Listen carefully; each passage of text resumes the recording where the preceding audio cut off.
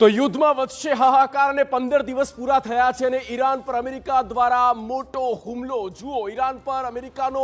એક મોટો હુમલો અત્યારના મોટા સમાચાર આપની સ્ક્રીન પર બતાવી રહ્યા છે અને ઈરાનની લાઈફ લાઈન પર આ પ્રહાર થયો છે અને ઈરાન માટે આ સૌથી મોટું સંકટ કહી શકાય સૌથી મોટી આફત કહી શકાય કારણ કે જે મુખ્ય લાઈફ લાઈન ગણાય છે ઈરાનની અને ત્યાં જ આ હુમલો કરવામાં આવ્યો છે અને આગામી 48 કલાકમાં થશે વિનાશક વાર કારણ કે ઈરાન દ્વારા સ્પષ્ટ કહેવામાં આવ્યું છે અમે ઝૂકીશું નહીં અને ખામેનીના મોતનો બદલો લઈશું અને આ યુદ્ધને ખતમ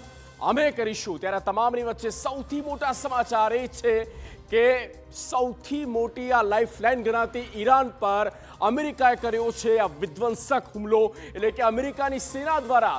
આ એટેક કરવામાં આવ્યો છે અમેરિકાની સેના દ્વારા લાઈફલાઈન પર ઈરાનની જે લાઈફલાઈન ગણાય છે તેની પર હુમલો નામ છે ખાર્ગ આઇલેન્ડ આ ખાર્ગ આઇલેન્ડ જે છે તે પણ અમે આપને બતાવી રહ્યા છીએ ઇમેજ દ્વારા આ ખાર્ગ આઇલેન્ડ શું છે જુઓ તેની વિગતો અમે આપને બતાવી રહ્યા છે ખાર્ગ આઇલેન્ડ કે જે મહત્વપૂર્ણ ઈરાન અને અન્ય દેશો સાથેનો એક કનેક્ટિંગ એરિયા ગણી શકાય એક મહત્વપૂર્ણ એ વ્યૂહાત્મક વિસ્તાર છે અને તે અમે આપને બતાવી રહ્યા છે મહત્વનો વ્યૂહાત્મક વિસ્તાર કેમ છે તો એનું કારણ છે કે ઓઇલ ઇન્ફ્રાસ્ટ્રક્ચર અને ત્યાંથી એ સપ્લાય થાય છે 90% વધુ ક્રૂડ નિકાસ થાય છે જોકે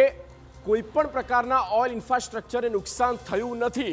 ફારસની ખાડીમાં ઈરાનની તટથી 33 કિલોમીટર દૂર છે અને એક રીતે ઈરાનની જીવાદોરી સમાન આ મહત્વપૂર્ણ ખાર્ગ જે આખી બાબત જે સામે આવી છે અને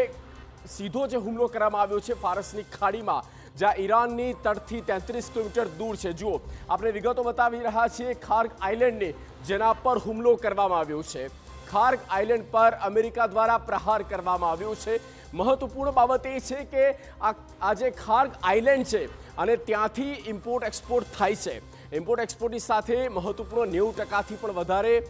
જે ક્રૂડ ઓઇલ છે ત્યાંથી એક્સપોર્ટ થતું હોય છે